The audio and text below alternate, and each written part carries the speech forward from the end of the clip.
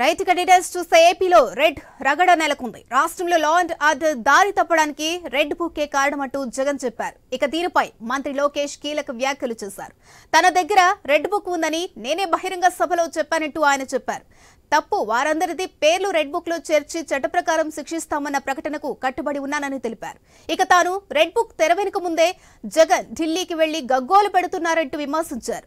జగన్ చెప్పే అసత్యాలేవో అసెంబ్లీకి వచ్చి చెప్తే వాస్తవాలు వివరిస్తామన్నారు. ఇక వైసీపీ నేతల కూటమి నేతలెవరూ బూతులు మాట్లాడారంటూ ఎద్దేవా చేశారు.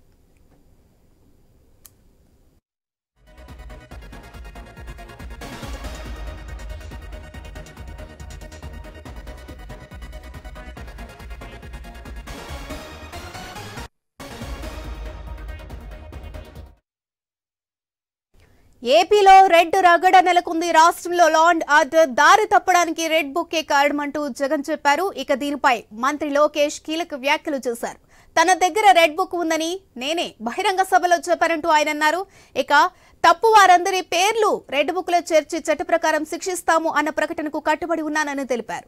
తాను రెడ్ బుక్ తెరవెనుక ముందే జగన్ ఢిల్లీకి వెళ్లి గగ్గోలు పెడుతున్నారంటూ విమర్శించారు. జగన్ చెప్పే అసత్యాలేవో అసెంబ్లీకి వచ్చి చెప్తే వాస్తవాలు వివరిస్తామన్నారు. ఇక వైసీపీ నేతల కూటమి నేతలు ఎవరు బూతులు మాట్లాడారని ఎద్దేవా చేశారు. ఇక పూర్తి అప్డేట్స్ మా ప్రతినిధి హరీష్ అందిస్తారు. రైట్ హరీష్.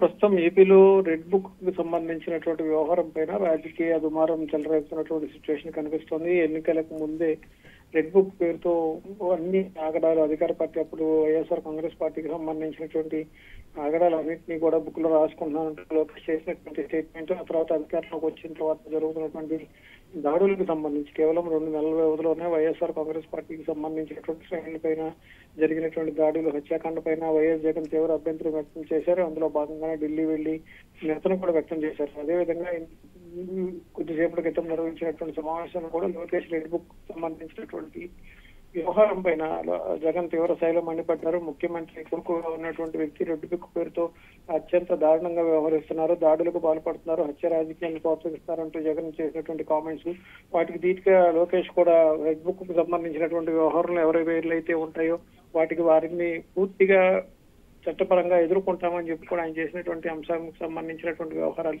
మొత్తం ఎపిసోడ్ కి సంబంధించినటువంటి వ్యవహారం పైన కూడా ప్రస్తుతం చర్చ కొనసాగుతున్నటువంటి పరిస్థితి కనిపిస్తుంది. ఏపీ వ్యాప్తంగా కూడా రెడ్ బుక్ సంబంధించినటువంటి చర్చ కొనసాగుతున్నటువంటి నేపథ్యంలో ఈ వ్యవహారంలో అధికార పార్టీ కూటమి పార్టీకి సంబంధించినటువంటి నాయకత్వం ఎలా ముందుకు వెళుతుంది, వీటిని ఎదుర్కోవడంలో ఇప్పటికే ఢిల్లీ స్థాయిలో జరిగినటువంటి ఆందోళనలో ఇతర రాజకీయ పార్టీని కలుపుకునేటువంటి ప్రయత్నం చేసినటువంటి YSR Congress party red book మీద చేసినటువంటి జగన్ కామెంట్స్, అదేవిధంగా లోకేష్ రెడ్ బుక్ ని ఉద్దేశించి చేసినటువంటి కామెంట్స్ నేపథ్యంలో పొలిటికల్ గా కూడా రెడ్ బుక్ సంబంధించినటువంటి డైరీ పైన మొత్తం చర్చనీయాంశంగా మారింది. ఈ వ్యవహారం ఎలాంటి మలుపు జరుగుతుంది, భవిష్యత్ రాజకీయాల్లో రెడ్ బుక్ సంబంధించినటువంటి డైరెక్షన్స్ ఎలా వెళ్ళబోతున్నాయన్నది కూడా ఒక రకంగా ఆసక్తికరంగా మారాయి. రజీనా.